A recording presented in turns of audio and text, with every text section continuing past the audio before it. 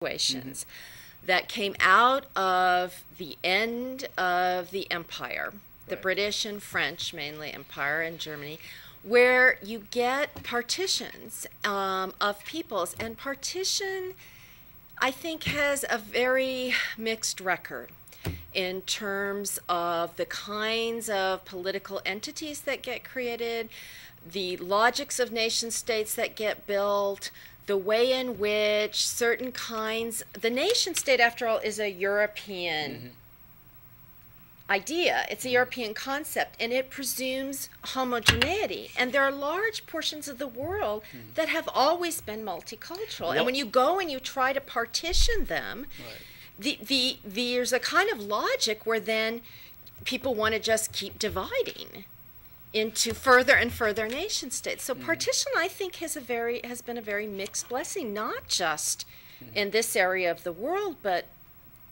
throughout the entire sort of empire, if you will. Being in the Holy Land, was it easy for you to travel? It was relatively easy during as an American. As an American.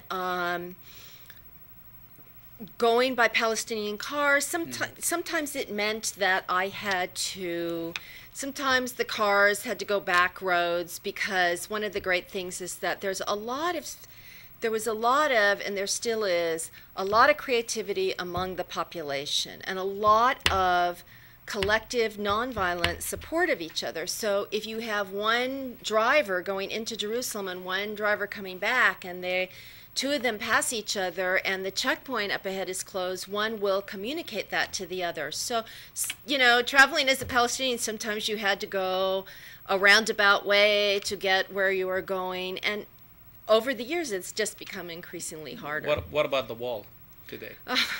That's a whole show. That has just been incredible for me, because the wall is running down this road, right down the middle of this road I've traveled along millions of times. And the Kalandia checkpoint, which I know very, very well from my travels, is turned into sort of this major place where people, it's sort of like animals being processed through. And if you're on one side of it and you're in the Palestinian territories, you don't get to go through either. So, I mean, travel has gotten much more oppressive, I have to say.